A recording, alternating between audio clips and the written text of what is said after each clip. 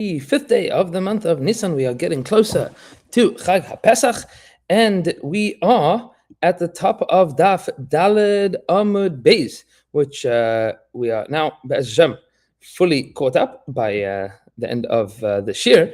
And we left off at the top of the Amud after discussing the opinion of Rabbi Shimon Lakish.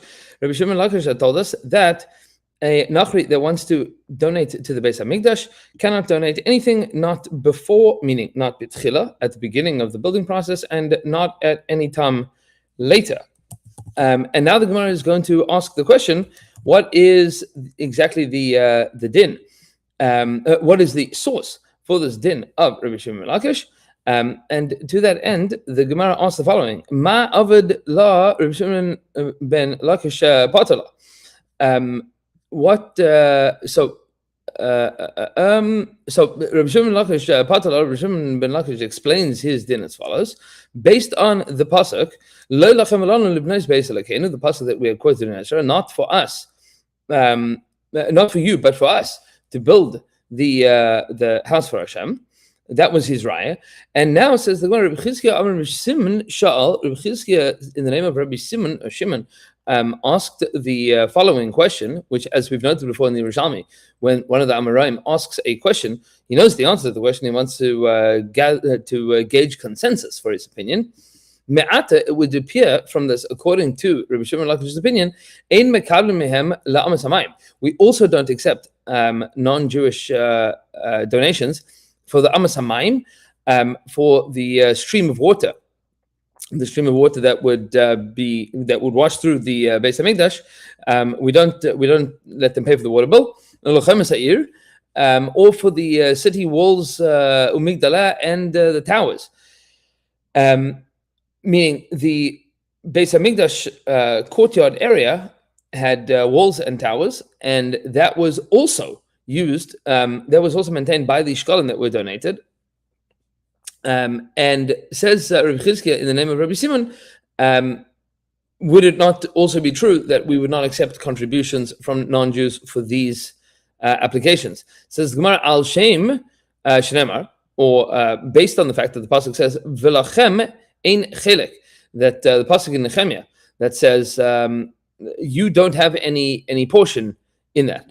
The full pasuk is Va'ashiv Oisam Davar Va'imar Lohem Elokei Shamayim Hu Yatzliach Lanu Va'anachnu Avadav Nakum Uvaninu V'lachem Ein Chelek Utzdaka V'Zikaram Yerushalayim.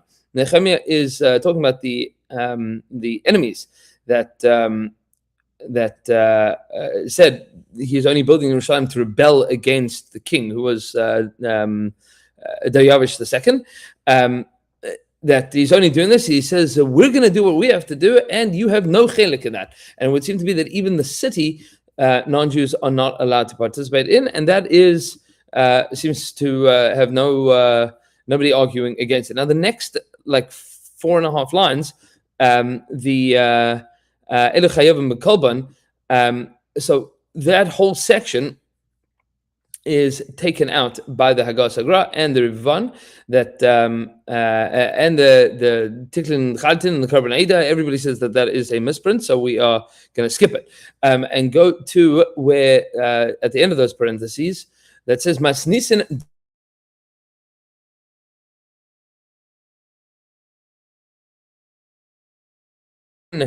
That if you have two people,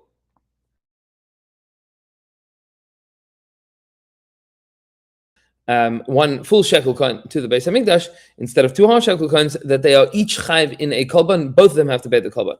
Masnisin de Reb Meir, the Amar Reb Meir, says Reb Meir kashem sheshaklu Torah kach kolbana Torah. The same way that the shekel is a din mid'oraisa, that the machatz is a shekel that everybody has to give, is a din mid'oraisa, kach kolbana Torah, so too the obligation of giving the kolban is not a din midrabanan, like the Tanna Kama wants to say, but it is in fact a din de'oraisa. Because Reb Meir says, Reb Meir benoisin shaklei shalim shu chayiv b'kolban, that when you give a full shekel, you are chayiv in a kolban, meaning each one would be chayiv in a kolban. Where does Reb Meir get this idea that the shekel is deraisa as well, and the kolban is also a din midaraisa. Says the Gemara, the Amr of Meir says, the Medrash tells us that Moshe Rabbeinu says to Hashem, I don't know what the shekel is, and Hashem showed him a shekel made out of fire. Matbeh shel eish. Ve'ehu leMoshe, and he showed it to Moshe. Now, what is the halachic value of showing Moshe Rabbeinu a shekel of eish? Amarle, he says to him, Zeyitnu, this is what you have to give. Kazeyitnu, it has to be exactly like this. And there are two approaches in the Mefarshim over here. What exactly is Reb Meir learning from this? Option number one is silver is a soft metal, and as people trade it and it exchanges hands, little bits and pieces of the silver come out, and therefore, when HaKadosh Baruch Hu showed Moshe Rabbeinu a matbeh shel eish, he said, this is what you have to give. This is the minimum. And as coins are traded, a little bit of material is rubbed off, and therefore, even though it is the same value coin, the amount of silver there is microscopically smaller with each interaction, and therefore the din of kolban is a din deraisa because of kazeyitnu. You have to make it exactly like this. That is the opinion of Rashi and Becharis. And the Rash. The Korban Eidah explains, arguably differently, but to the same point, that HaKadosh Baruch Hu showed Moshe Rabbeinu a coin of fire meant that it was made purely out of fire, and silver is never pure silver, and therefore you have to give a little bit extra to make sure that you have the right amount of silver as part of your coin. Either which way, Reb Meir holds that this is a din deraisa, and knowing that, we are now going to analyze Reb Meir's opinion and the Tanna Kamma's opinion. The pasuk, the Mishnah had said as follows: Nasan sela lital shekel. If you gave a seller and you took a shekel, meaning a seller is 2 shekalim, and a shekel of the Mishnah is 2 shekalim of the Torah. So nasan sela lital shekel, you took change. As a shekel chayiv shtei kolbanos, you are now obligated in 2 kolbanos. That is the opinion of Reb Meir. Amar Reb Lazar, says Reb Lazar, Reb Meir. This is the opinion of Reb Meir. Reb Meir Amar, in the parentheses, echad shekel shu noisim, echad sela shu noitel. That one has to pay 1 kolban for the shekel that you give, and the echad sela shu noitel, and one ve'echad, and the correction is ve'echad ledivrei Torah. One for the shekel that you are giving, and one which you're chayiv in already mid'oraisa, and that would be your 2 kolbanos. Detanya, because we have a brisa as follows: Eila chayav mekolban. These are the people that are chayiv in a kolban. Kolban echad, which means 1 kolban. Reb Meir, Amar Reb Meir says, base kolbanos, you have to give 2 kolbanos. And now we're going to see a different interpretation of this according to the reading of Rav. Ma Rav divra kolhi. Rav says that this is not the opinion of Reb Meir. Everybody agrees that there are 2 kolbanos that are obligatory here. The Amar Reb Meir said, Echad shekel shul noitin, ve'echad shekel shul noitel, ve'echad ledivrei Torah.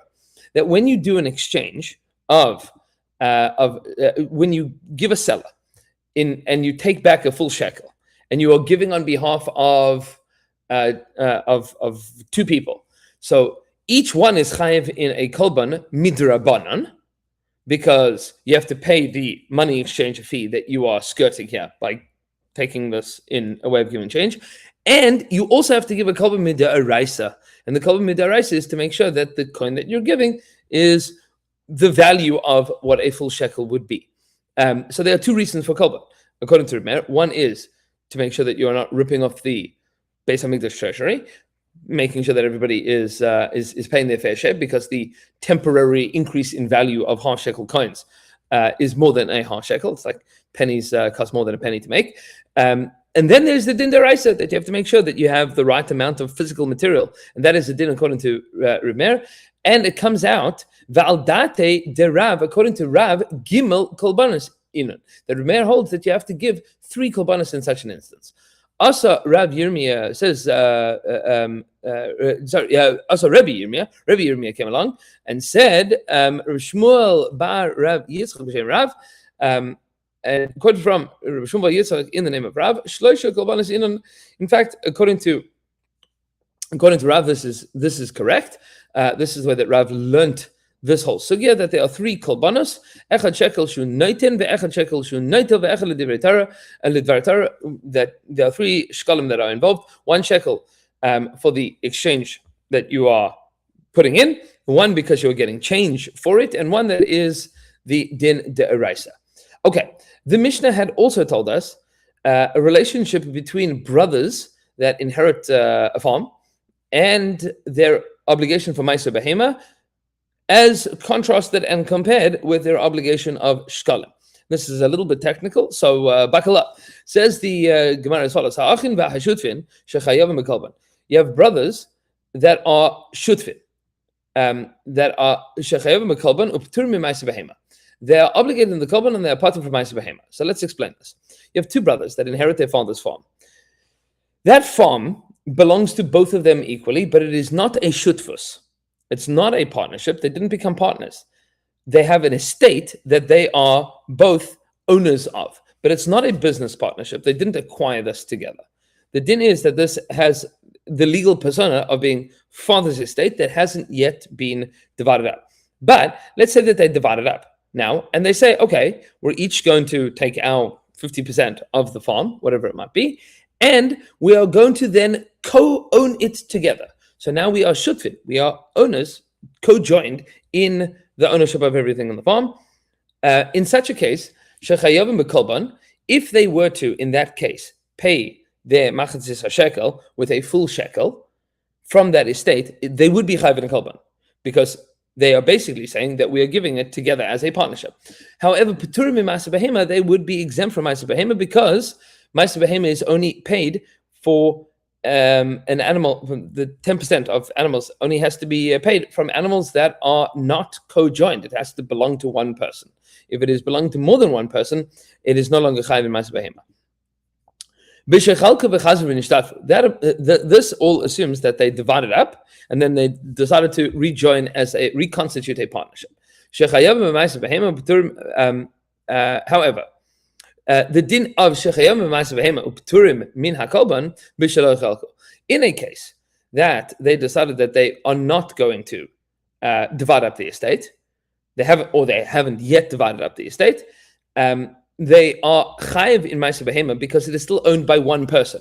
Who's the one person? The father. Now the father's dead, but in such a case, the legal person called the father's estate owns this farm. They are both executors, more or less, on this farm, acting in their father's stead, both of them equally acting in their father's stead, but it's the father's farm.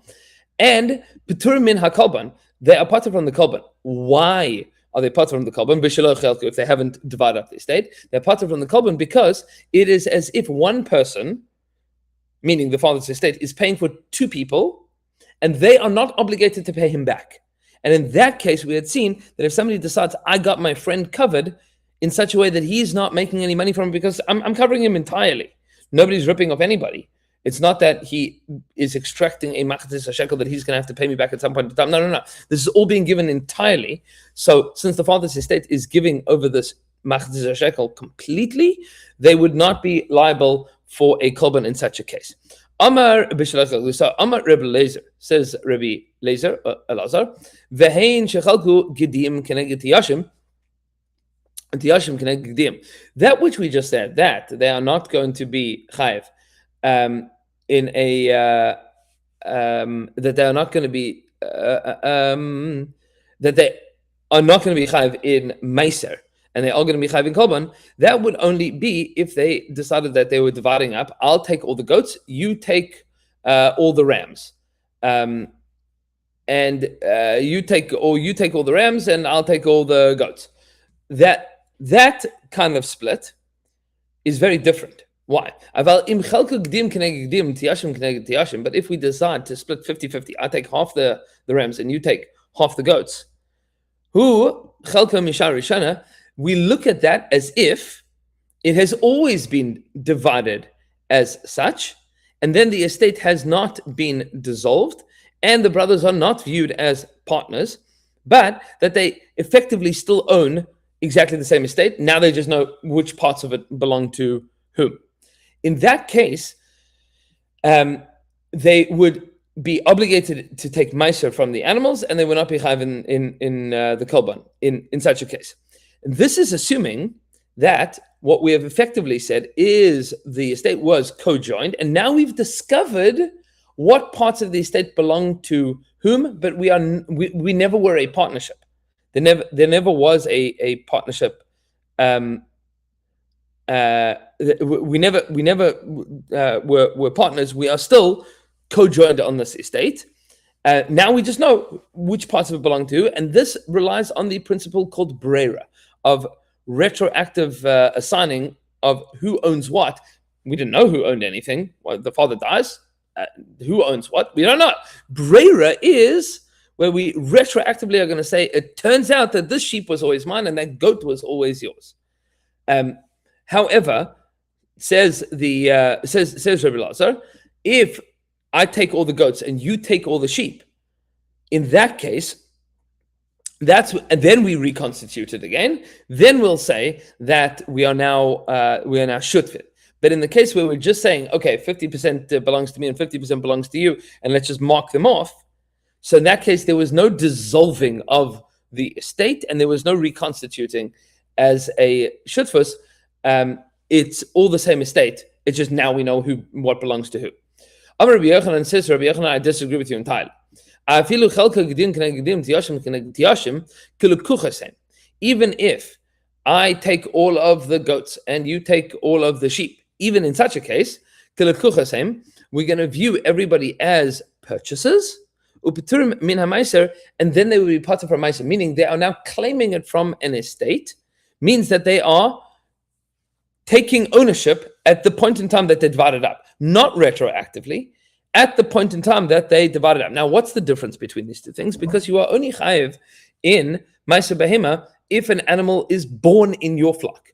So, the father dies, now there are sheep and there are goats, and these things are now in the flock, right? And then a baby sheep is born, right? And a baby goat is born. So who owns that?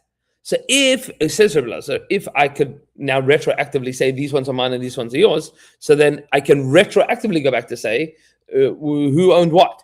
But says Rabbi Yochanan, no, at the point in time that you divide it up, even if you divide all the goats on one side and all the sheep on the other side, we view it as taking ownership only from the point in time of assigning who owns what, and therefore they are considered to be lekuchas, like purchasers, and those goats, those sheep were not born in anybody's flock. They were born in the dead father's flock, and he is not chayiv in Ma'aseh because he's not alive anymore.